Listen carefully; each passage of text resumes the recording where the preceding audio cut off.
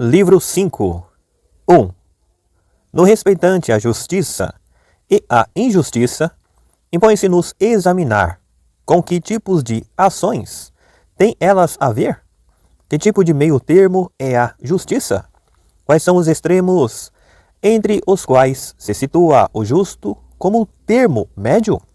Examinemos estas questões segundo a linha de investigação já adoptada nas exposições precedentes. Ora bem, constatamos que toda a gente, ao utilizar o termo justiça, pretende exprimir o estado de caráter que nos capacita para executar os atos justos, isto é, que nos leva a agir justamente e a desejar o que é justo. Similarmente, por injustiça, entende o estado de caráter que nos leva a agir injustamente e a desejar o que é injusto. Assim, como ponto de partida e a maneira de esboço, assumamos nós também essas proposições. Não é efetivamente o mesmo o modo como as coisas se apresentam no caso das ciências ou capacidades e no caso dos estados de caráter. De fato, enquanto uma mesma capacidade ou ciência desempenha, assim parece, atividades contrárias, um estado de caráter, que é um contrário, não arrasta consigo os contrários. Consideremos um exemplo. Ao agirmos a partir da saúde, os atos que praticamos não lhe podem ser contrários. Terão de ser somente atos saudáveis. Dizemos de fato que estamos a caminhar saudavelmente. Se caminhamos com o passo de uma pessoa saudável. Ora bem, um estado que tem um contrário é com frequência reconhecível a partir desse contrário. E também com frequência os estados são reconhecíveis a partir dos seus sujeitos. De fato, se a boa constituição física é claramente perceptível, a má também se torna perceptível. E pode-se inferir uma boa constituição a partir das coisas que a viabilizam, assim como estas a partir daquela. Se admitirmos com efeito que a boa constituição reside na espessura firme da carne, então daí, necessariamente, inferimos que a má constituição reside numa magreza flácida e que a boa constituição é viabilizada pelo fator responsável pela espessura firme da carne. Resulta daí, a maior parte das vezes, isto: se de um par de contrários, um deles é tomado em vários sentidos, o outro também o será. Assim, se à noção de justo se atribuem significações diversas, o mesmo ocorrerá com a noção de injusto. Ora, assim se nos afigura, justiça e injustiça revestem sentidos vários. Em virtude, porém, da proximidade existente entre essas significações, e sua equivocidade escapa-nos, coisa que não acontece quando se trata de noções afastadas entre si, onde a equivocidade é mais visível. Por exemplo, e há nisto uma diferença considerável entre as coisas significadas, na medida em que se manifesta na forma exterior. O emprego equívoco da palavra cleis, que tanto pode designar a clavícula dos animais, como o instrumento com que se fecham as portas. Determinemos, pois, em quantas acepções diferentes se fala do homem injusto. Ora bem, segundo parece, injustos são aquele que viola a lei e aquele que se afirma na sua cupidez de iníquo, de onde resulta, como óbvio, que justo será aquele que observa a lei e aquele que se mostra equitativo. Por conseguinte, a noção de justo implica a de legal e a de equitativo, enquanto a noção de injusto, a de ilegal e a de não equitativo. E dado que o homem injusto é um cupido insaciável, a injustiça configura-se nele no modo como se relaciona com os bens. Não todos os bens, mas somente aqueles que implicam a boa e a má fortuna, que sendo sempre bens em sentido absoluto, já não o são sempre para uma determinada pessoa. Ora, esses são os bens que os homens pedem nas suas orações e perseguem com as suas ações, embora não o devessem fazer. deviam antes orar para que os bens em sentido absoluto fossem também bens para eles, sem excluir a escolha dos bens que são bens para eles. O homem injusto, porém, nem sempre escolhe o quinhão maior, quando se trata de coisas que são más em sentido absoluto.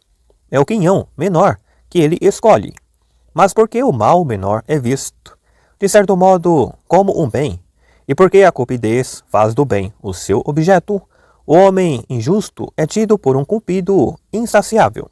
Na verdade, é um não equitativo, nomeação esta com efeito mais ampla e comum aos dois casos. Dado que, já ouvimos, o transgressor da lei é um homem injusto, e aquele que a respeita um homem justo. É óbvio que todas as ações legais são, de certo modo, justas. São com efeito legais as prescrições definidas pela legislação, e cada uma delas afirmamo-lo justa. Em todas as coisas onde há lugar para se pronunciarem, as leis têm em vista o interesse comum, quer o de todos os cidadãos, quer o dos melhores, quer o dos chefes, que o são em virtude do seu mérito ou em função de qualquer outro critério análogo. Por conseguinte, e de certo modo, chamamos justas as prescrições que tendem a produzir ou a preservar a felicidade e suas componentes, tendo em vista a comunidade política. Mas a lei prescreve ainda que executemos ações de homem corajoso, por exemplo, não abandonar o nosso posto, não entrar em debandada, não depor as armas, e ações de homem temperante, por exemplo, não adulterar, não ultrajar, e ações de homem doce, por exemplo, não agredir, não caluniar. E similarmente, no que se refere às outras formas de virtude ou de maldade, ao prescrever uma determinada coisa e interditar outra, a lei fornece-nos um quadro de prescrições corretas, se é uma lei corretamente estabelecida. Se atabalhoadamente feita, funciona de um modo que deixa a desejar. A justiça, assim, afigurada é, pois, uma virtude final, não em sentido absoluto, mas em relação a outrem, e é por isso que, frequentemente, ela é vista como a maior das virtudes, e nem a estrela vespertina, nem a matutina lhe ganham em esplendor, e proverbialmente dizemos: na justiça se encontra, em resumo, toda a virtude. Além disso, a justiça é uma virtude final levada ao mais alto grau, e é-o por ser a aplicação de uma tal virtude. É virtude final porque o homem que a possui pode usá-la também em relação a outrem e não somente para si mesmo. De fato, não são poucos aqueles que, tratando-se de assuntos seus, a utilizam capazmente, mas são disso incapazes quando é de outros que se trata. Daí a ampla recepção dispensada às palavras de Bias. O cargo revelará o homem. Pois um governante tem um leque de relações e desde logo faz parte de uma comunidade. Por essa mesma razão, a justiça, caso único entre as virtudes, é vista como um bem alheio, na medida em que está relacionada com outrem. Ela cumpre com efeito o que é útil ao outro, seja ele um chefe, seja um membro da comunidade. Por conseguinte, o pior dos homens é aquele que age maldosamente consigo mesmo e com os outros. E o melhor não exerce a virtude apenas consigo mesmo, mas exerce-a também com os outros, o que de fato é espinhosa tarefa. A justiça, assim configurada, não é, pois, uma parte da virtude, mas a virtude na sua totalidade. E a injustiça, seu contrário, não é uma parte do vício, mas o vício na sua totalidade. No que diferem a virtude e a justiça assim concebida? A resposta é óbvia, a partir do que já dissemos, ainda que se trate, com efeito, de o mesmo estado. A sua essência não é a mesma. Na medida em que diz respeito as nossas relações com os outros. Um tal estado é justiça, mas na medida em que, pura e simplesmente, é um certo estado, é virtude. 2. Mas o que na verdade estamos a investigar é a justiça enquanto parte integrante da virtude. Dado que, assim pretendemos, existe uma justiça desse tipo. O mesmo podemos dizer da injustiça, que é uma parte do vício. Da existência desse tipo de justiça e de injustiça ao indício que a seguir formulamos. Efetivamente, aquele cuja prática se inscreve na esfera dos outros vícios, por exemplo, o homem que, por covardia, depõe o escudo, ou que por mau caráter profere palavras maldosas, ou que por sovinice recusa socorrer pecuniariamente. Esse age, sem dúvida, de modo injusto, mas sem dar mostras da menor cupidez. Quando, porém, se mostra cúpido, a ação, praticada frequentemente, não se inscreve em nenhum desses vícios, menos ainda em todos eles simultaneamente. E, contudo, age por uma certa maldade, pois não o censuramos nós? E por injustiça. Existe, pois, uma outra forma de injustiça, como uma parte da injustiça global. E o modo de ser injusto, que é uma parte do globalmente injusto, isto é, do injusto contrário à lei. Um outro indício, admitamos que um homem, movido pelo ganho, comete adultério, sendo pago por isso, e que um outro adultera, movido pela voluptuosidade, com o que esvazia os bolsos e é penalizado. A este último, vê-lo-íamos mais como intemperante do que cúpido. Ao primeiro como injusto, mas não intemperante. É, pois, manifesto que neste caso é-se injusto porque a ação é praticada na mira do ganho. Enfim, um último indício.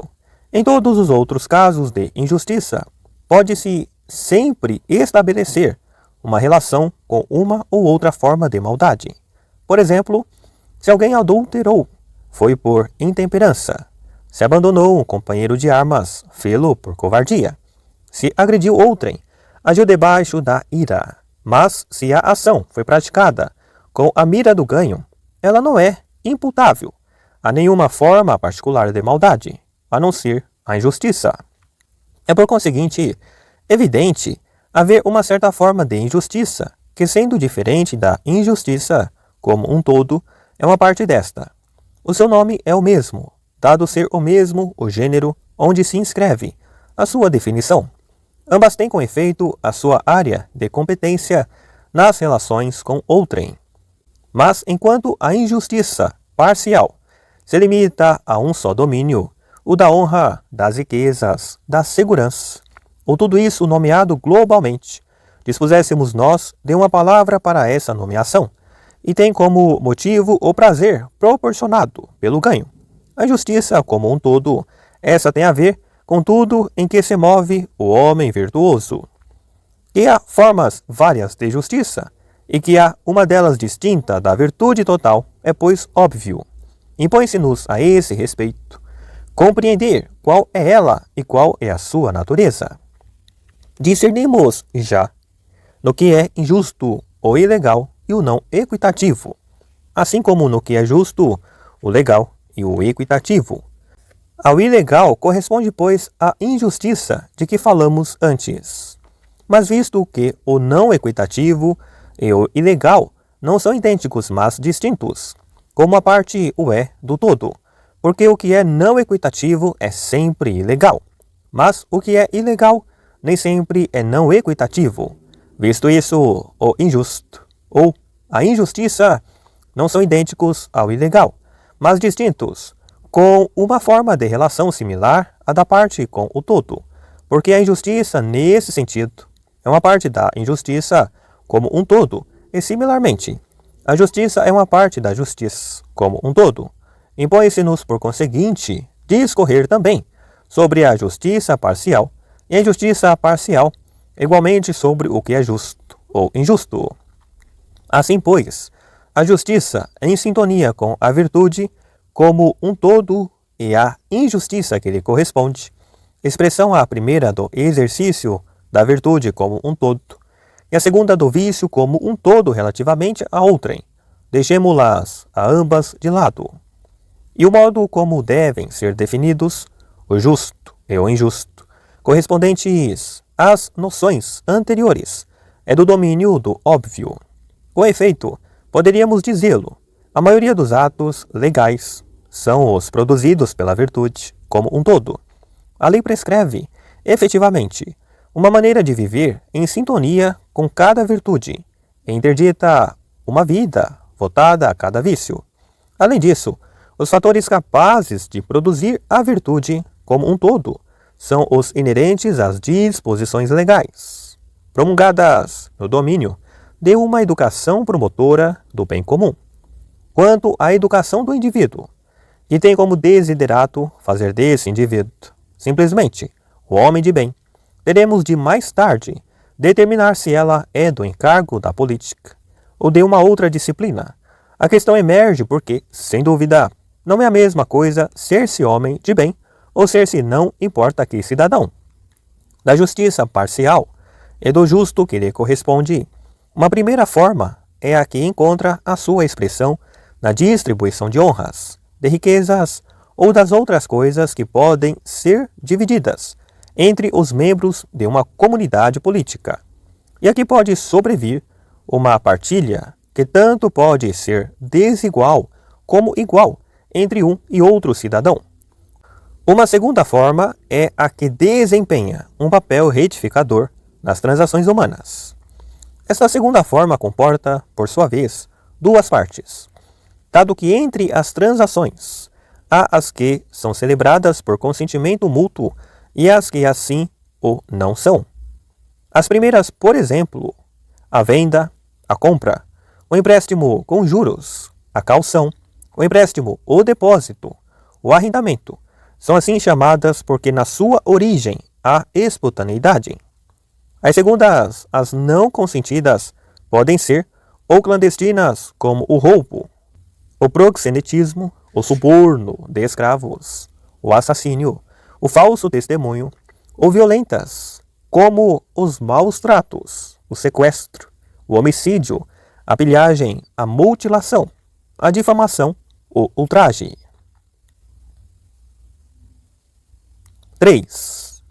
Posto que o homem justo é não equitativo, como não equitativo é o ato injusto, é óbvio que há também um certo meio termo distinto do não equitativo. Ora, esse meio termo é o equitativo, porque em qualquer tipo de ação, onde haja o mais e o menos, há também lugar para o equitativo. Se, pois, o que é injusto é não equitativo, o que é justo é equitativo. Afirmação esta comumente admitida mesmo sem recurso à argumentação. E dado que o equitativo é o meio termo, o justo também, de certo modo, o é. Ora, o equitativo supõe, pelo menos, a comparação de dois termos. Por outro lado, é necessário que o justo seja um meio termo equitativo em relação a algo e a certas pessoas, enquanto o meio termo situa-se entre certos extremos, que representam o mais e o menos, enquanto equitativo supõe um ponto de equilíbrio entre duas quantidades, condição em que é justo para certas pessoas. O justo supõe, pois necessariamente, no mínimo, 4 termos. As pessoas para quem é justo são duas, e duas são igualmente as coisas implicadas. Tenha-se ainda em conta que a igualdade que se observa entre as pessoas deverá, do mesmo modo, ser seguida entre as partes envolvidas, pois a relação entre aquelas é similar à relação entre estas. Se com efeito as pessoas não são iguais, não lhe serão atribuídas partes iguais. E é aqui que surgem querelas e recriminações, quando, sendo as pessoas iguais, o quinhão que lhes toca é desigual, ou quando, não sendo iguais, o quinhão é igual. Isto é também claro a partir do princípio da distribuição segundo o valor próprio das pessoas. De fato, toda a gente reconhece que, nas distribuições, o princípio da justiça deve fundamentar-se num determinado mérito. O mérito, contudo, não consiste na mesma coisa para todos. Os democratas veem numa cidadania livre. Os oligarcas, quer na riqueza, quer no nascimento nobre. Os aristocratas, na virtude. O que é justo é, pois de certo modo, uma proporção. É que a proporção constitui uma propriedade, não só do número formado por unidades abstratas, mas ainda do número como um todo, dado ser uma igualdade de rácios e implicar pelo menos 4 termos. Que a proporção descontínua envolva, pois, 4 termos é óbvio, mas o mesmo também acontece com a proporção contínua. Nela, de fato, um termo único desempenha o papel de 2, aparecendo mencionado 2 vezes. Se, por exemplo, o segmento A está para o segmento B, como o segmento B está para o segmento C, o segmento B aparece mencionado 2 vezes. Daí se infere que, ao ser B introduzido 2 vezes, serão 4 os termos proporcionais. Ora, a noção de justo implica também, pelo menos, 4 termos, com o mesmo rácio, dado que ocorre similarmente a distinção entre as pessoas e as partes. Ter-se-á, pois, o que o termo A é para B, o termo C, selo-á para D. E por interversão, A está para C, como B está para D. E, consequentemente, também, o todo guarda o mesmo rácio com o todo. Este é precisamente o emparelhamento a que se chegou pela partilha. Emparelhamento que, se os termos forem assim combinados, se processa de acordo com a justiça. Por conseguinte, o emparelhamento do termo A com o termo C e de B com D é, no processo de partilha, o que é justo. Justo este que é um meio termo, enquanto o injusto viola a proporção. De fato, a proporção é um meio termo, e o justo uma proporção. A um tal tipo de proporção dão os matemáticos o nome de geométrica, visto que, numa proporção geométrica, a relação do todo com o todo é a mesma da de cada termo com cada termo. Mas esta proporção, a da justiça distributiva, não é contínua, dada a inexistência de um termo numericamente um para uma pessoa e para uma coisa. O justo é, assim, a proporção, e o injusto o que a viola. Por conseguinte, na injustiça, um dos termos torna-se demasiado grande e o outro demasiado pequeno. É de fato isso que na prática se passa. Quando se trata de partilhar o bem, a parte maior vai indevidamente para o que comete a injustiça, ficando o injustiçado com menos do que a parte devida. Se trata de partilhar o mal, é o inverso. Quando comparado a um mal maior, o mal menor conta como um bem, na medida em que é preferido aquele. Ora, o que é preferido é um bem, e um bem tanto maior, quanto mais preferido for. Esta é, pois, a primeira forma do justo. 4. Resta uma segunda forma, a do justo corretivo, que ocorre nas transações, quer nas que são celebradas com mútuo consentimento, quer nas que não o são. Trata-se de uma forma do justo diferente daquela de que acabamos de falar. Com efeito, o justo que preside a distribuição dos bens comuns exerce-se sempre de acordo com a proporção antes mencionada, pois no caso em que a distribuição ocorra a partir de fundos comuns, ela processar-se-á segundo a mesma proporção que norteou os fundos investidos pelos membros da comunidade. E o injusto que se opõe a esse justo é o violador da proporção. Em contraste, nas transações, o que é justo é sem dúvida um certo tipo de igualdade, e o que é injusto um certo tipo de desigualdade, não segundo a proporcionalidade já evocada, mas segundo a proporção aritmética. Pouco importa, de fato, que seja um homem decente alisar um tratante, ou este aquele. Nem importa que um adultério tenha sido cometido por um homem decente ou por um tratante.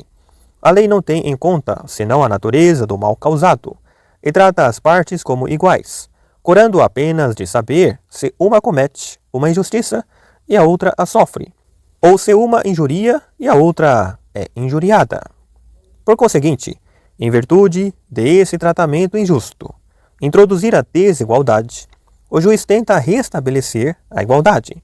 Efetivamente também, quando um agride e o outro é agredido, ou um mata e o outro é morto, entre o sofrimento de um e a ação do outro, a manifesta desigualdade.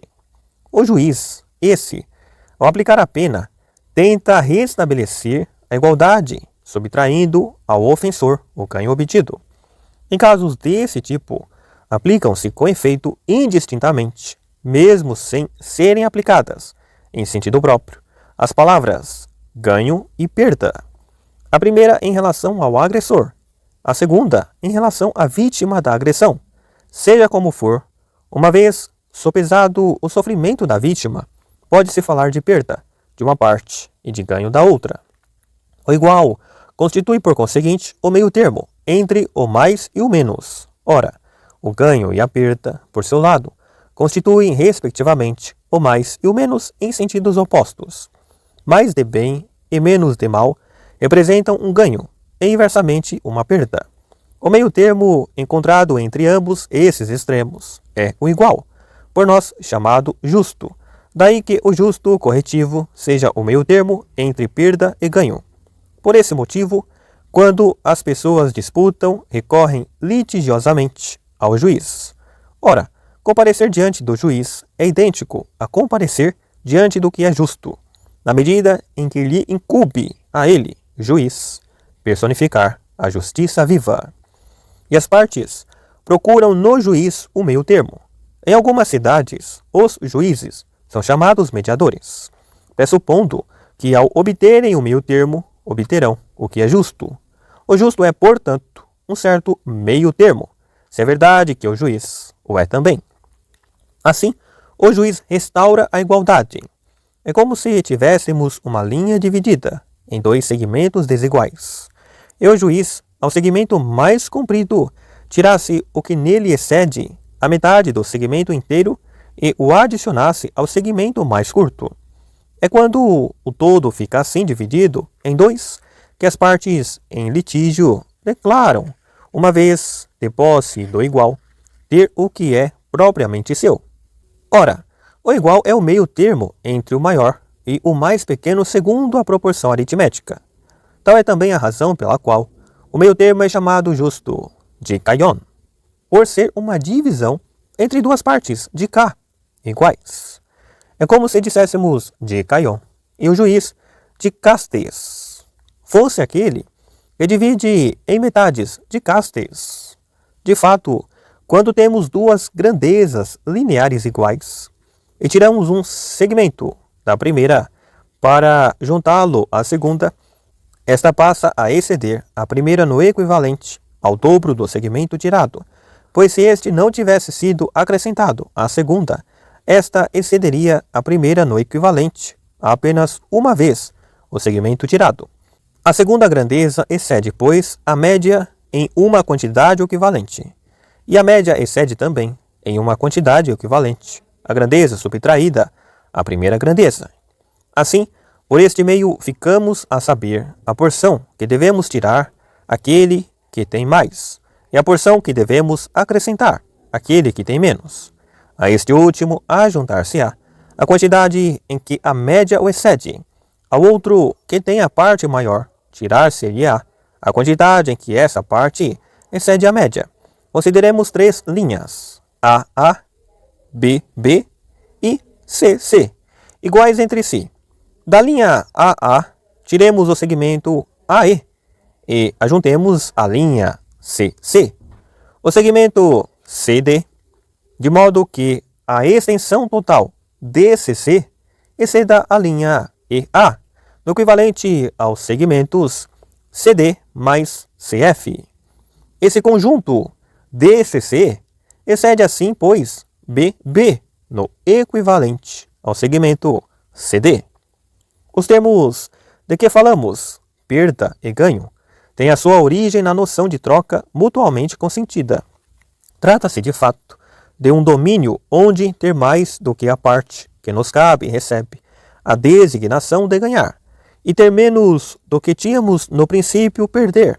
Assim acontece na compra, na venda e em todas as outras transações permitidas pela lei, quando pelo contrário da transação não resulta nem enriquecimento, nem empobrecimento para os contratantes, dado que acabam por receber exatamente o que tinha dado. É por eles dito que tem o quinhão próprio e que não há nem perda nem ganho. Por conseguinte, nas transações sem mútuo consentimento, o justo é um meio termo entre um certo tipo de ganho e um certo tipo de perda. Consiste em manter a igualdade antes e depois da transação. 5. Mas há ainda quem perfile o parecer de que a noção de justo se exprime, pura e simplesmente, na reciprocidade. Era essa a doutrina dos pitagóricos, que definiam o justo simplesmente como reciprocidade. Ora, a ideia de reciprocidade não coincide com a definição do justo, quer se trate da justiça distributiva, quer da justiça corretiva, embora haja quem queira atribuir esse sentido à justiça segundo Radamante. Se o que alguém faz fosse também o que sofre, a justiça brotaria escorreita. Existe, de fato, não poucas vezes, conflito entre reciprocidade e justiça. Se, por exemplo, no caso de agressão, é um magistrado quem agride, ele não deve, por sua vez, ser agredido, mas se é ele o agredido, então o agressor não só deve ser agredido, como também punido, suplementarmente. Além disso, a diferença é grande entre o ato executado voluntariamente e o ato que o não é.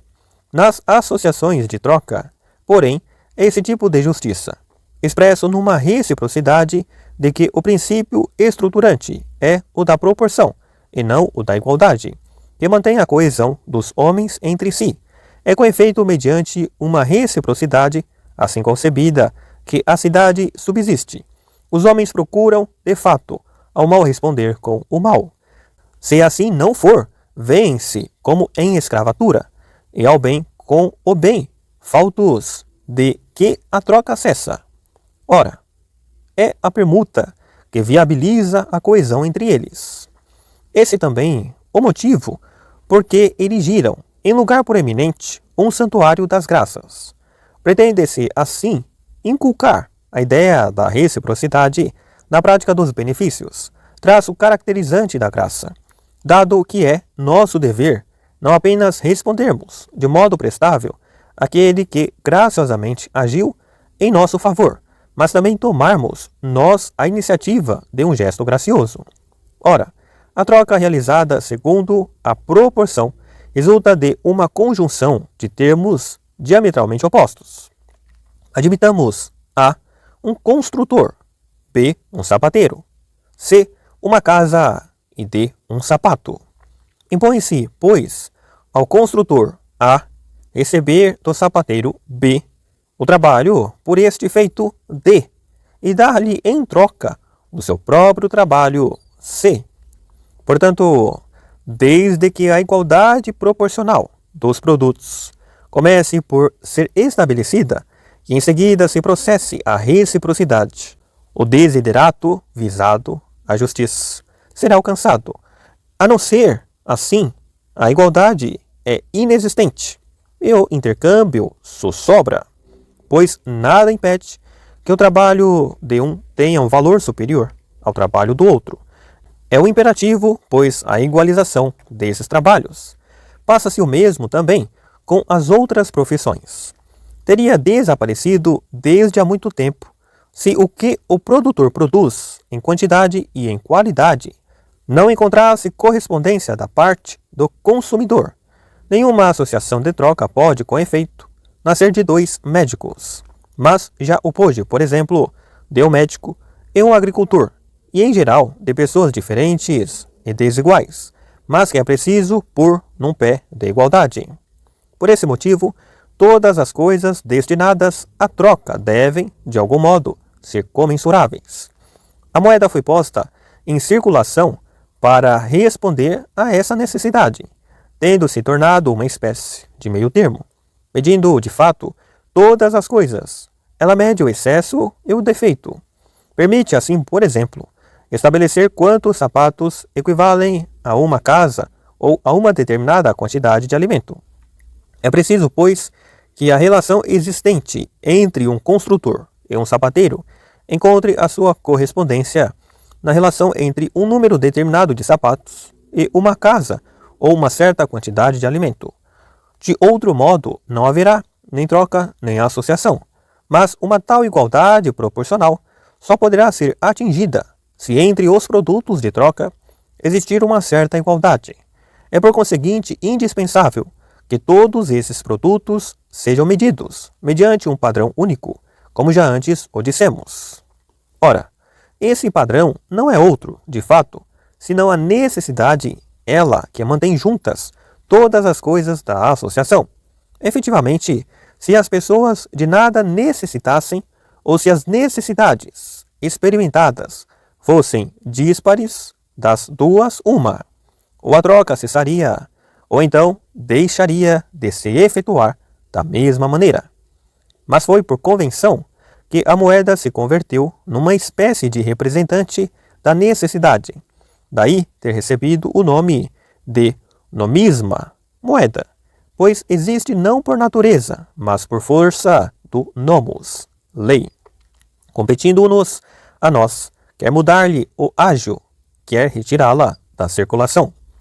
Uma vez que as mercadorias igualizadas, a reciprocidade ficará estabelecida, de tal modo que a relação entre o agricultor e o sapateiro se reencontre na existente entre o trabalho do sapateiro e o do agricultor. Há, porém, que introduzi-los no processo proporcional, não após a concretização da troca. Se fosse assim, um dos dois extremos teria uma vantagem dupla, mas quando cada um está ainda na posse da sua mercadoria, só assim os parceiros serão iguais e participantes de uma relação, pois a igualdade visada pode concretizar-se na situação que é a deles. Suponhamos um agricultor A, uma porção de alimentos C, um sapateiro B, e o trabalho igualizado deste último D. Se nessas condições a reciprocidade não fosse possível, não haveria associação. É a necessidade que, ao suscitar uma espécie de unidade, mantém a coesão da associação. Dizer isso é dizer o óbvio, pois quando a necessidade recíproca é inexistente, quer nos dois parceiros, quer apenas num deles, nenhuma troca ocorre. Acontece isso quando alguém necessita de uma mercadoria que pessoalmente se possui. Vinho, por exemplo, e a exportação autorizada é a do trigo. É necessário, pois, estabelecer neste domínio uma igualdade. Por outro lado, acautelando os interesses de trocas futuras, a moeda funciona para nós, se de nada temos agora necessidade, como uma espécie de garantia de que tão logo a necessidade surja, a troca poderá realizar-se, pois ao portador do dinheiro não se lhe deve impedir a aquisição daquilo de que necessita. A moeda está também, com efeito, sujeita à mesma flutuação que as mercadorias, na medida em que nem sempre possui o mesmo poder de compra. Não obstante, tende a ser mais estável. Daí que a todas as mercadorias deva ser atribuído um preço, porque assim será sempre possível a troca e por arrasto a associação. Desempenhando, pois, o papel de medida, a moeda torna as coisas comensuráveis e, consequentemente, igualiza-as. Efetivamente, não haveria associação sem trocas, nem trocas sem igualização, nem igualização sem comensurabilidade. Fazer de coisas acentuadamente diferentes coisas comensuráveis é, na verdade, tarefa impossível. É, porém, viável fazê-lo satisfatoriamente se a isso incitados pelas necessidades. Precisamos, por conseguinte, de uma certa unidade de medida, que, em virtude de ser fixada por convenção, se chama moeda, nomisma. Esta, efetivamente, faz com que todas as coisas sejam comensuráveis, dado que é em função dela que tudo se mede. Suponhamos uma casa A, 10 minas B, um leito C. Ora, A é metade de B se admitirmos que a casa vale ou é igual a 5 minas. Se admitirmos ainda que o leito C é a 10ª parte de B, torna-se óbvio o número de leitos equivalentes a uma casa 5. Que a troca se tenha assim processado antes da criação da moeda é evidente. De fato, nenhuma diferença há entre uma casa ser trocada por 5 leitos ou pelo dinheiro equivalente à troca desses 5 leitos. A natureza do injusto e a do justo foram já objeto de tratamento adequado.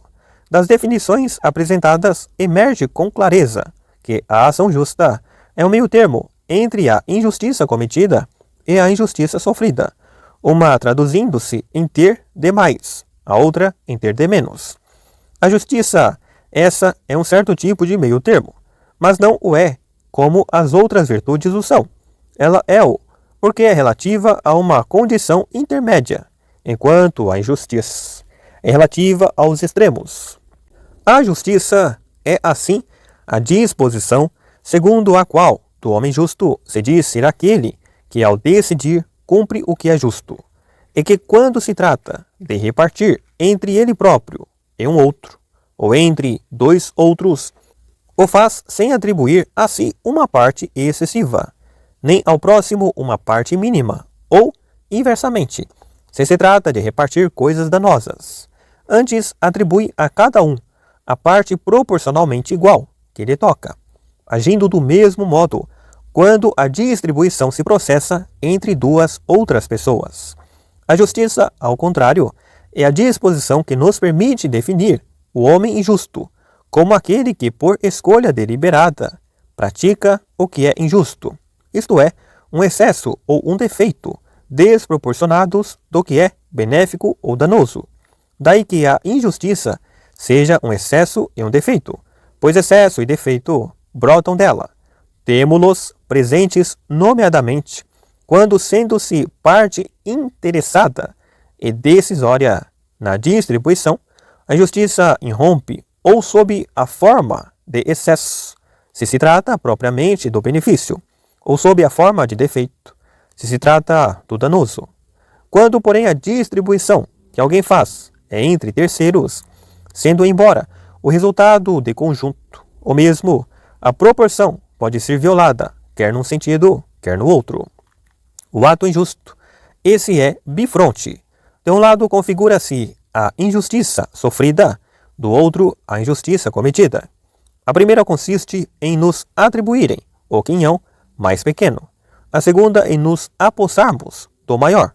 Aí temos, pois, as nossas cogitações sobre a justiça e a injustiça, qual a natureza de cada uma delas, e similarmente sobre as noções de justo e de injusto em geral. 6. Mas tendo em conta que é possível que alguém cometa uma injustiça sem ser forçadamente injusto, que atos de injustiça é necessário cometer para se ser injusto em cada forma de justiça.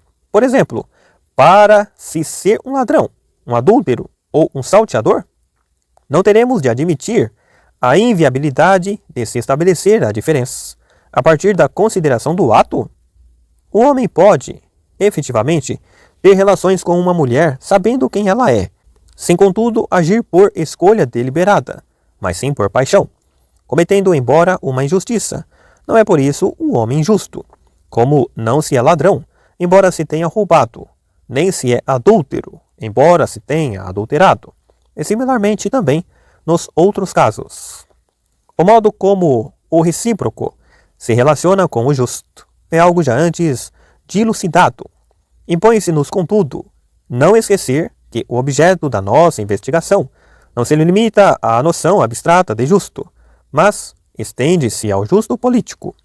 Esta segunda forma do justo é a que se implementa entre pessoas livres, e quer proporcional, quer numericamente iguais, cuja comunidade de vida almeja atingir a autossuficiência. Por isso, nas relações entre aqueles que não são nem livres nem iguais, o justo político, propriamente dito, é inexistente. O que existe não passa de um simulacro do verdadeiro justo. Efetivamente, o exercício da justiça só é possível entre aqueles que têm a lei a regir as suas relações mútuas. Ora, se há lei, é porque há aqueles entre os quais a injustiça irrompe, pois o processo judiciário é um julgamento discernidor do que é justo e do que não o é. E onde quer que a injustiça irrompa entre os homens, irrompem também ações injustas, ainda que o cometimento de uma ação injusta nem sempre arrasta consigo injustiça.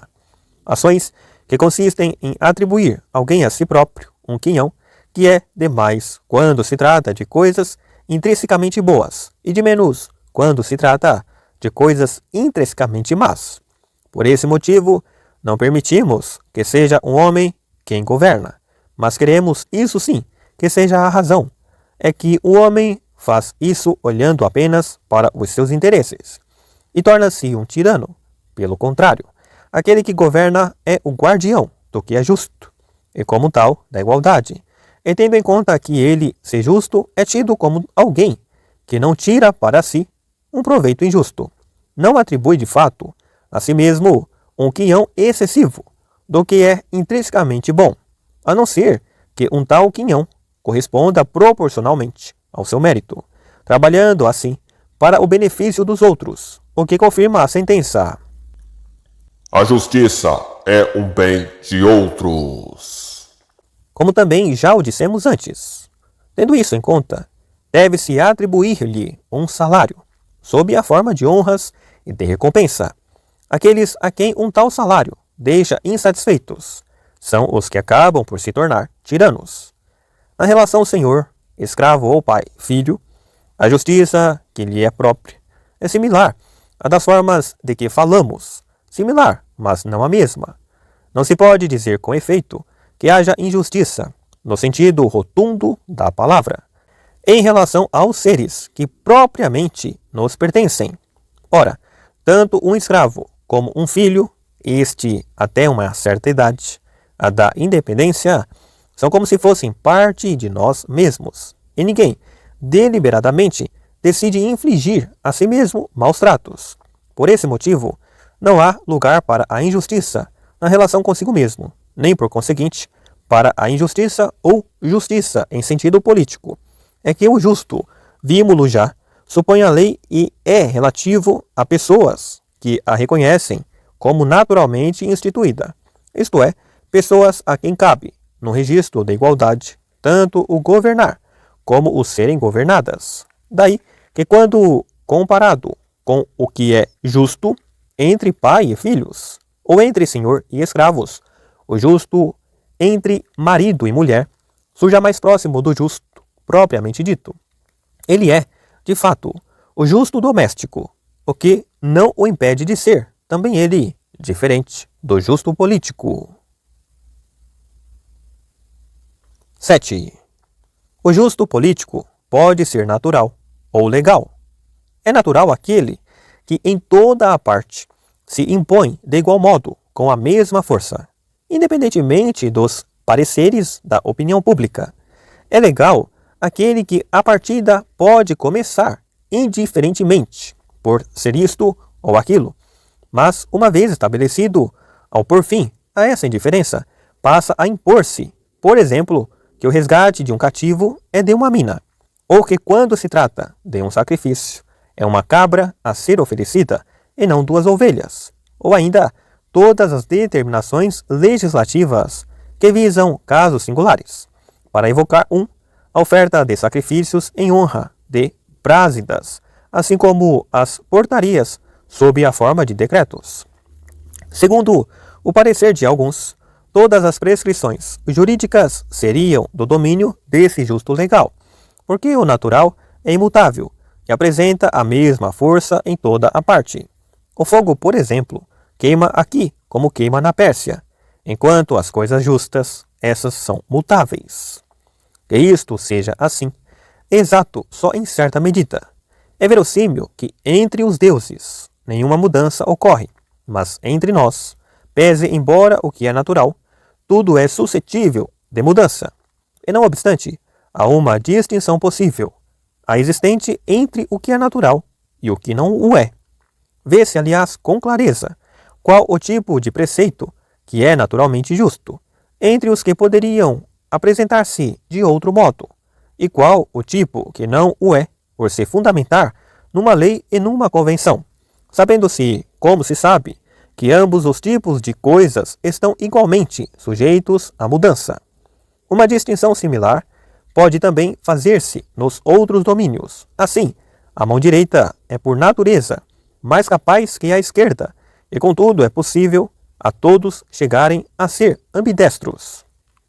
Entre os preceitos justos, os que são estabelecidos por convenção e visam o que é útil são semelhantes às unidades de medida. De fato, as medidas de capacidade para o vinho e para o trigo não são iguais em toda a parte. São maiores no comércio de atacado, menores na venda a retalho.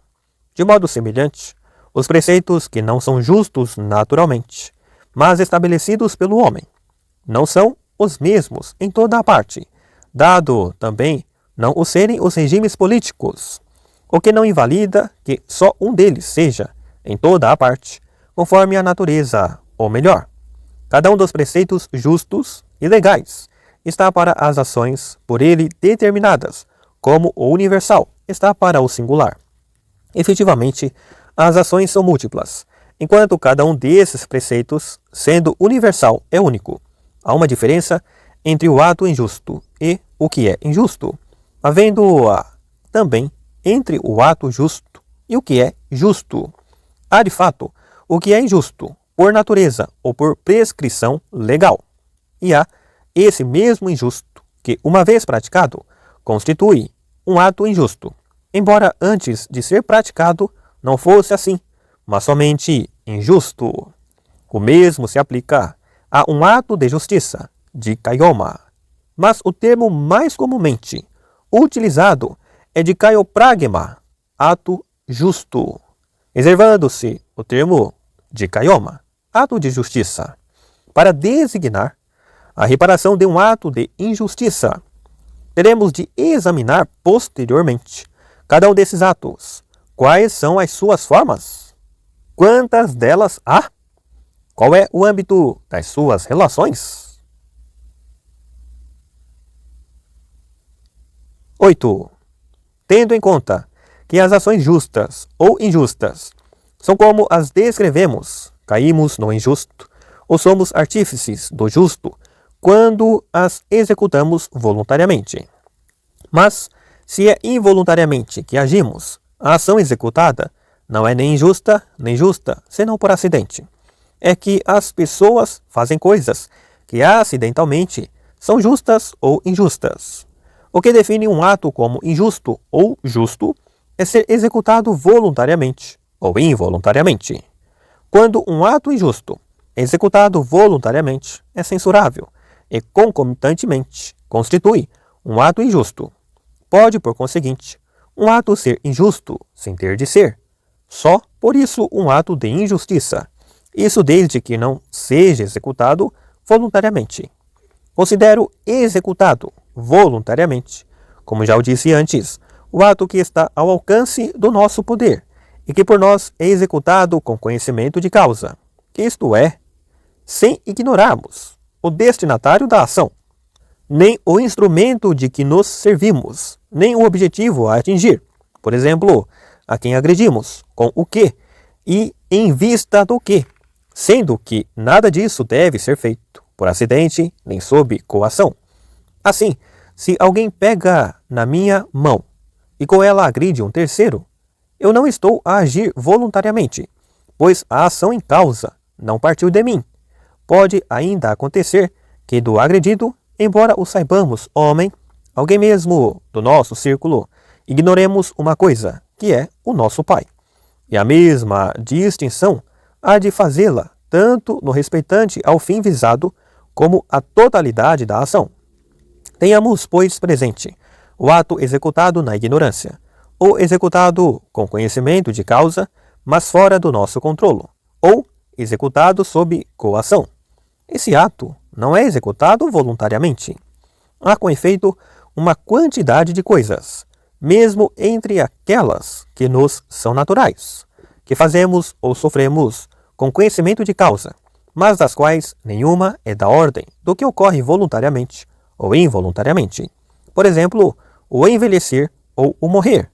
Verifica-se o mesmo com as ações injustas e com as justas, domínios onde também se pode agir por acidente, efetivamente, de alguém que, ao restituir um depósito a si confiado, o faz involuntariamente e por medo.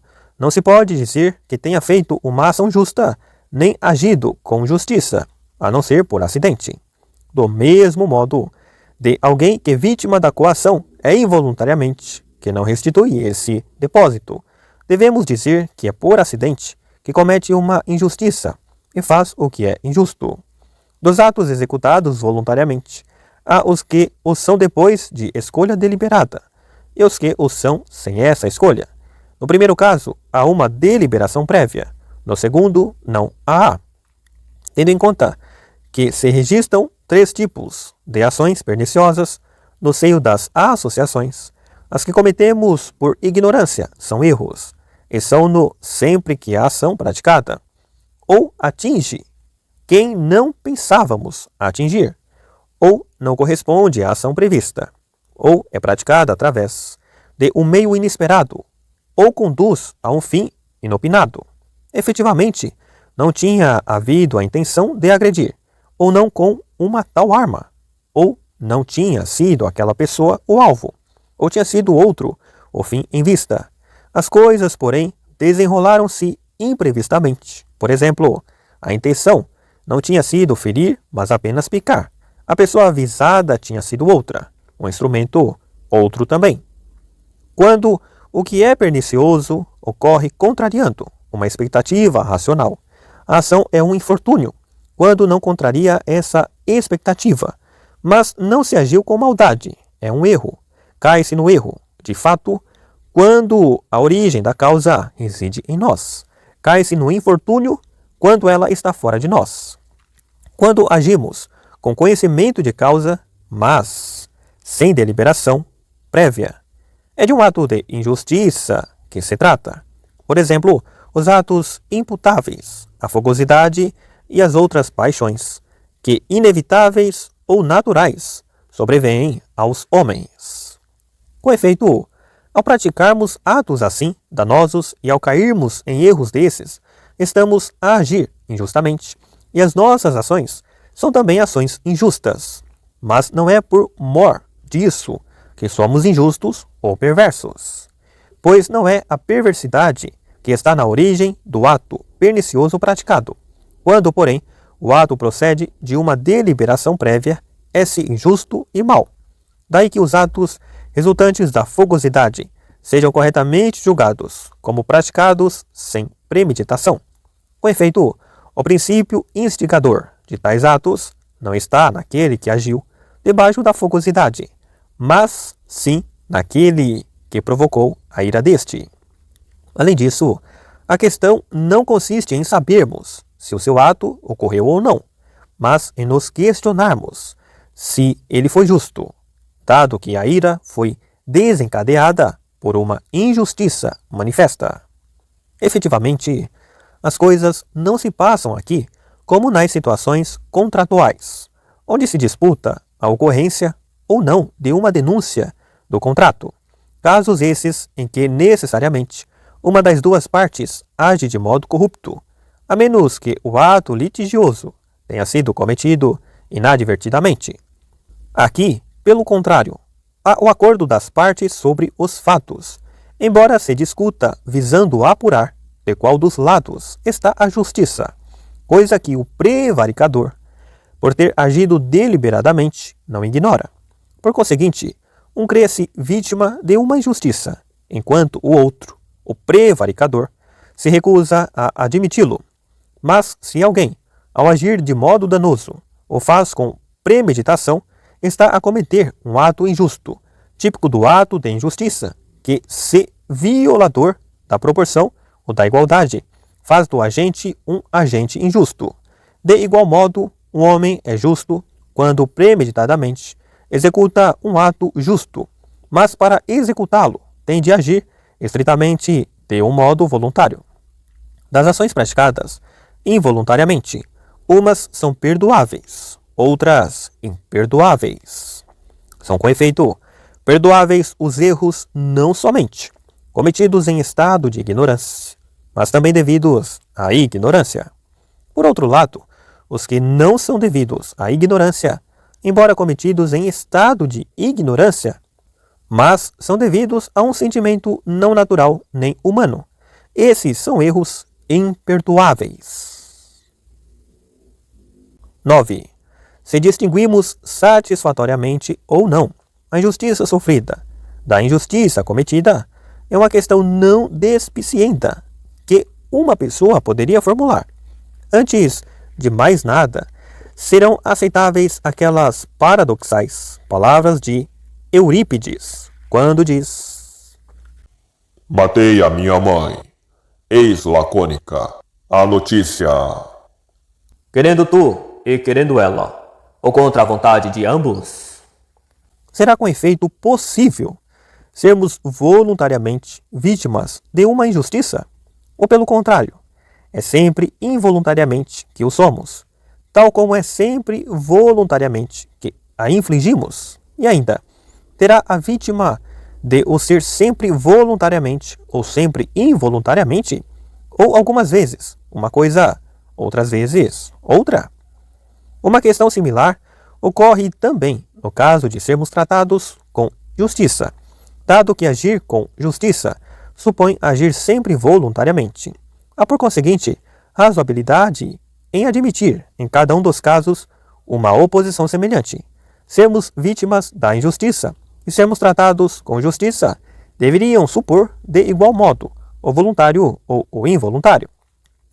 Pareceria, porém, impertinente sustentar que, mesmo quando se é tratado com justiça, tudo ocorre voluntariamente, pois algumas pessoas acolhem involuntariamente a justiça com que são tratadas. Poderíamos formular agora a questão seguinte: aquele que sofre o que é injusto é sempre vítima de uma injustiça, ou o que se passa quando se comete uma injustiça passa-se também quando a sofremos? É possível, com efeito, que em ambos esses papéis, o do agente e o do paciente, nos vejamos acidentalmente implicados em coisas justas. E é óbvio que das coisas injustas se pode dizer o mesmo. De fato, cometer algo injusto não é a mesma coisa que agir injustamente. E sofrer algo injusto não é o mesmo que ser tratado injustamente. Isso é igualmente verdadeiro quando se trata de fazermos justiça, ou dela nos ser feita a nós. É com efeito impossível sofrer a injustiça se alguém a que a cometa, ou ser-se tratado com justiça, se não há ninguém que a faça. Mas se supusermos que agir de modo injusto é pura e simplesmente causar voluntariamente danos a alguém, entendendo-se aqui por agir voluntariamente o conhecimento da vítima, do meio e do modo, o que o homem incontinente inflige voluntariamente, danos a si mesmo, então não somente ele será assim, voluntariamente, vítima da injustiça, como ainda será possível ser-se pessoalmente injusto em relação a si mesmo. Ora, esta é também uma das questões a debater. Será possível a alguém ser pessoalmente injusto em relação a si mesmo? Além disso, é voluntariamente que, por incontinência, alguém suportará os malefícios que outrem voluntariamente lhe possa infligir, de modo que seria possível ser-se voluntariamente vítima da injustiça. Mas será que a definição é correta? Não deveríamos, visando definir o que é agir injustamente, acrescentar as palavras causar danos, tendo conhecimento da vítima, do meio e do modo, estoutras como o desejo da vítima. A ser assim, pode-se sofrer voluntariamente um dano e ser-se vítima de algo injusto, mas ninguém pode consentir em ser tratado com injustiça. Efetivamente, ninguém deseja tal coisa, nem mesmo o homem incontinente. Mas esse age em contradição com o desejo. De fato, enquanto ninguém deseja o que pensa não ser bom para si, o incontinente, esse, faz o que ele pensa não dever fazer. Daquele que dá o que lhe pertence, como Glauco, que no dizer de Homero, deu a Diomedes. Armas de ouro contra armas de bronze, e o valor de 100 bois contra 9 bois. Desse não se pode dizer que seja vítima de uma injustiça. Efetivamente, embora o dar esteja ao alcance do seu poder, já não o está ser vítima de uma injustiça, pois ela não pode ocorrer sem a pessoa que a comete. Por conseguinte, é óbvio, no respeitante ao tema sofrer a justiça, não ser voluntariamente que a sofremos. Das questões por nós eleitas para a discussão, restam-nos ainda duas. Numa partilha, quem comete injustiça, aquele que atribui a outrem, de modo imerecido, um quinhão excessivo, ou esse outrem que retém o quinhão em causa? É possível a uma pessoa ser injusta contra si mesma? Se tivermos como admissível a alternativa formulada na primeira questão, e se o fautor da injustiça é quem atribui o quinhão excessivo e não quem o retém, então, quando alguém, com conhecimento de causa e voluntariamente, dá a outrem um quinhão maior do que a si mesmo, está a cometer uma injustiça contra si mesmo. Ora, exatamente isso, o que segundo parece, fazem as pessoas comedidas, pois o homem decente é propenso a atribuir a si mesmo um quinhão inferior ao devido. Mas não haverá em tal perspectiva algum simplismo? É que um tal homem pode muito bem fazer seu o quinhão maior de um outro bem, uma boa reputação, por exemplo, ou simplesmente a beleza da alma. Além disso, é possível cortar o nó górdio do problema mediante o recurso à nossa definição de cometer injustiça. De fato, esse nosso homem, porque nada sofre contra a sua própria vontade, não é vítima de injustiça. Pelo menos, não o é ao dar a outrem o quinhão maior. Quanto muito, fica prejudicado. Manifestamente, aliás, a injustiça é cometida por aquele que distribui os quinhões, e não por aquele que indevidamente fica com a parte maior, que este nem sempre comete injustiça. De fato, o artífice da injustiça não é aquele a quem é atribuído o quinhão injusto, mas sim aquele que voluntariamente faz o que é injusto, isto é, aquele no qual a ação tem a sua origem. E essa origem não está naquele que recebe, mas sim naquele que distribui.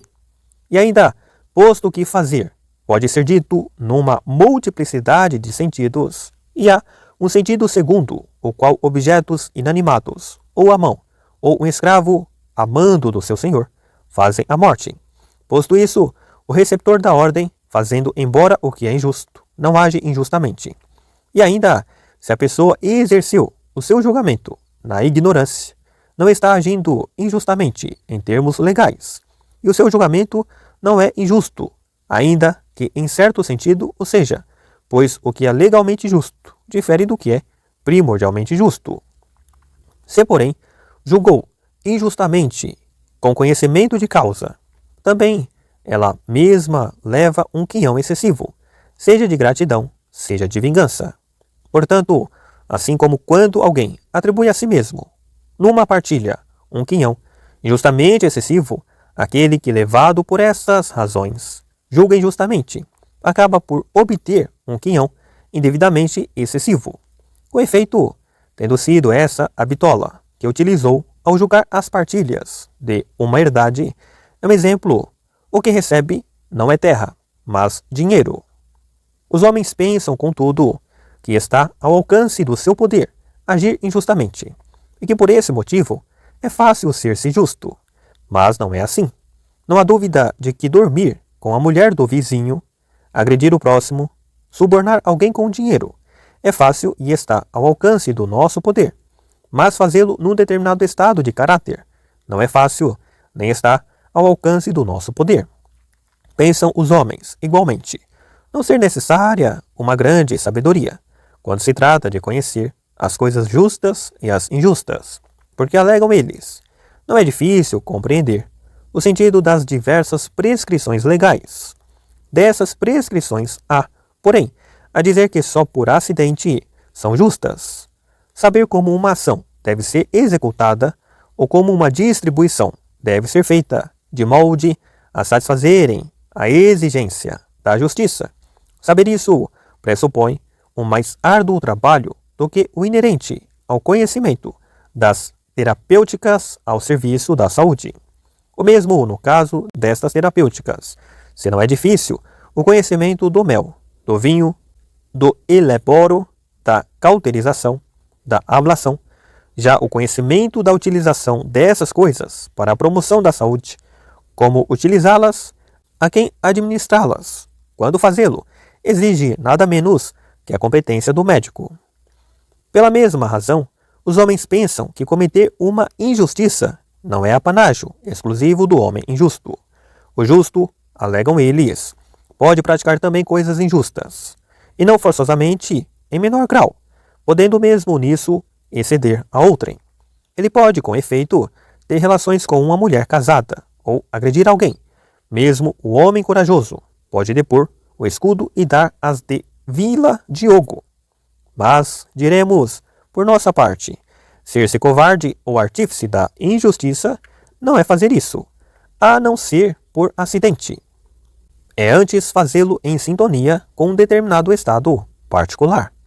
Tal como ser-se médico e curar não consiste em praticar ou não praticar uma ablação, receitar ou não receitar, mas sim em fazê-lo de uma determinada maneira. As ações justas são, no entanto, apanágio das pessoas que participam dos bens puros e simples, admitindo haver neles a possibilidade do excesso ou do defeito. Se eles há, os deuses poderão ser dados como exemplo, dos quais não se pode dizer terem em excesso desses bens. Mas outros seres há os irremediavelmente perversos, que incapazes de tirarem de tais bens uma particular de proveito, convertem-nos para si em coisas perniciosas. Finalmente, há ainda aqueles para os quais esses bens são úteis desde que não ultrapassem um certo limite, motivo pelo qual o que é justo é humano.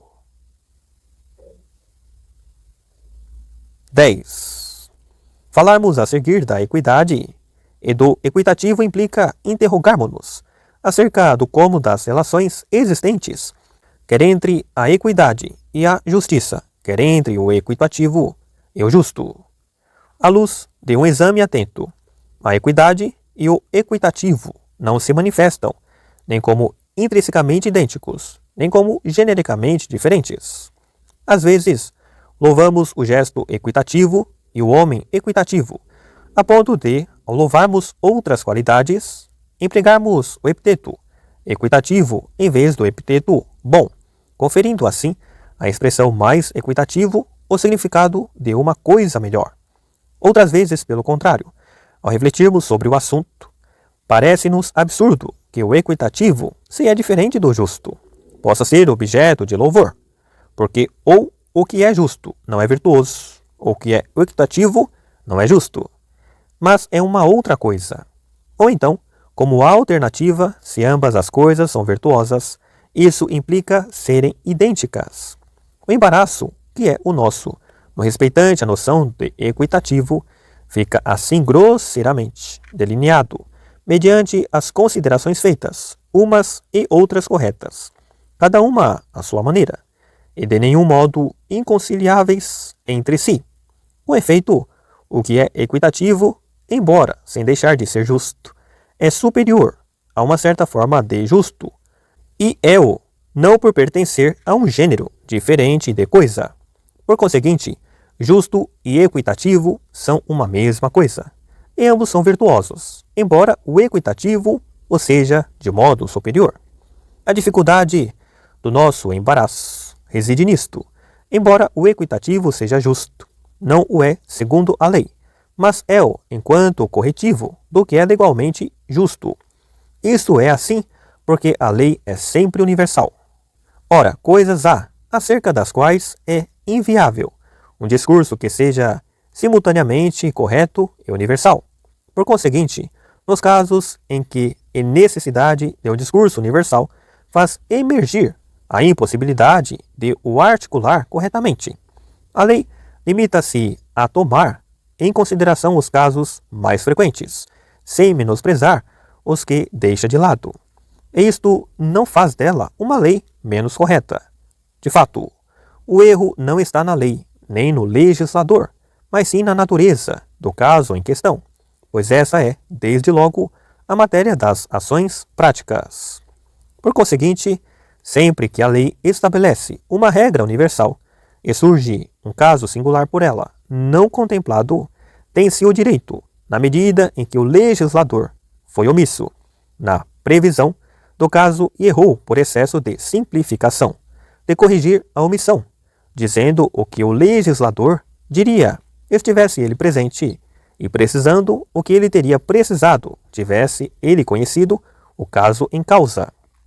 Daí que o equitativo seja justo e superior a uma certa forma do justo, ainda que não superior ao justo em sentido absoluto, mas sim ao erro propiciado pelo teor absoluto da formulação. E esta é a natureza do equitativo, ser um corretivo da lei onde ela, em virtude da sua universalidade, claudica por deficiência. Este é também o motivo pelo qual nem tudo pode ser determinado pela lei. Casos há em que a promulgação de uma lei é inviável, sendo necessário recorrer ao decreto. Com efeito, a regra implicada ao que é indeterminado é também ela indeterminada, tal como nas construções de Lesbos. A régua de chumbo utilizada, por não ser rígida, se adapta aos contornos da pedra. Do mesmo modo, o decreto é adaptado aos fatos. Assim, pois, se torna claro o que é o equitativo. É o que é justo e superior a uma certa forma de justo. Igualmente se clarifica, a partir daí, quem é o homem equitativo, aquele que assim decide e pratica este gênero de coisas, e não se agarra a uma justiça mesquinha. Antes, se dá por satisfeito com um quinhão inferior ao que lhe é devido, mesmo quando tem a lei pelo seu lado. Esse é um homem equitativo. O seu estado de caráter, a equidade, constitui numa certa forma de justiça, e não um estado diferente. 11. Se é possível ou não ser-se injusto em relação a si mesmo, é uma pergunta que encontra uma resposta clara na exposição anterior. Há de fato, entre as ações justas, as que, ditadas por cada virtude, são prescritas pela lei. Por exemplo, a lei não permite o suicídio. Ora, o que ela não permite, interdita. Além disso, quando um homem, violando a lei, provoca voluntariamente danos a outro, sem que esse outro lhe tenha feito mal algum, está a cometer uma injustiça. E agir voluntariamente supõe conhecer quem é a vítima e qual o instrumento utilizado. Ora, se alguém se imola a si mesmo num acesso de ira, está a praticar um ato à revelia da razão reta, interditado pela lei. Comete, por conseguinte, uma injustiça. Mas injustiça em relação a quem? Sem dúvida, em relação à cidade, não a si próprio, dado que sofre o dano voluntariamente, e ninguém de bom grado sofre a injustiça. É também por isso que a cidade pune o suicídio, e que a desonra cívica cai sobre o suicida, considerado réu de injustiça contra a cidade. Além disso, nos casos em que o agente de uma injustiça é somente injusto, ou não globalmente mau, não lhe é possível ser injusto consigo mesmo. Trata-se de casos distintos do precedente, pois o homem injusto pode ser de certo modo mau, à maneira do covarde, não como aquele que é possuído pela maldade total. Daí que os seus atos injustos não manifestem uma total maldade. Também nestes casos, uma pessoa não pode cometer injustiça contra si mesma. Se o pudesse, então a mesma pessoa poderia, simultaneamente, perder e obter a mesma coisa, o que é impossível. Pelo contrário, o que é justo e o que é injusto envolve sempre, necessariamente, mais de uma pessoa. Além disso, o ato de injustiça é executado voluntariamente. Radica numa decisão e constitui um precedente. Com efeito, a vítima que paga na mesma moeda não está, assim parece, a cometer um ato de injustiça. Mas se alguém inflige danos a si mesmo, sofre e faz a mesma coisa ao mesmo tempo. Além disso, nessa óptica, seria possível sofrer voluntariamente a injustiça. A esses argumentos, acrescentemos ainda que, sem cometer algum dos atos particulares de injustiça, ninguém age injustamente. Ora, ninguém adultera com a sua própria mulher, nem assalta a sua própria casa, nem rouba os seus próprios bens. Em suma, o nó górdio inerente à questão: Pode alguém agir injustamente contra si mesmo? é cortado pela definição dada a propósito da questão. Pode alguém de bom grado sofrer a injustiça? É também manifesto que ambas as coisas, sofrer a injustiça e cometê-la, são simultaneamente más. O primeiro caso quer dizer ter menos, e o segundo ter mais do que o meio termo. Esse meio termo, que aqui desempenha um papel simétrico ao desempenhado pela noção de saúde em medicina, ou pela noção de boa forma em ginástica. Cometer injustiça é, porém, o pior. De fato, cometê-la arrasta consigo o vício e suscita a censura. Vício que tanto pode ser do tipo completo, isto é, puro e simples, como de um tipo próximo deste, dado que nem toda a falta cometida voluntariamente arrasta consigo a injustiça. Sofrer esta, pelo contrário, não envolve nem vício, nem injustiça da parte da vítima. Sofrer a injustiça é, pois, em si, o mal menor, embora possa acidentalmente ser um mal maior. Mas este não é um tema de interesse para a ciência. Esta, pelo contrário, declara que uma pleuresia é uma enfermidade mais grave do que um pé torcido. E, contudo, em certas circunstâncias, um pé torcido pode arrastar consigo consequências mais graves. Pode, por exemplo, fazer-nos cair, resultando daí sermos capturados ou mortos pelo inimigo. Em sentido metafórico, com base na similitude, pode-se falar de justiça para qualificar as relações não entre si e si mesmo, mas entre certas partes de si mesmo. Não é, todavia, um tipo qualquer de relação de justiça que é o adequado, mas o existente entre senhor e escravos, ou entre o chefe de família e o agregado familiar. Uma relação dessas supõe, com efeito, a distinção entre a parte racional e a parte irracional da alma. Assim, pois, é por se basearem nessas considerações que há quem creia poder uma pessoa ser injusta consigo mesma, pois as partes da alma podem ser afetadas no sentido oposto ao dos seus próprios desejos, podendo, pois, haver também entre elas uma forma de justiça análoga à existente entre um chefe e um subordinado. Acerca, pois, da justiça e das outras virtudes morais, estão dadas as definições necessárias.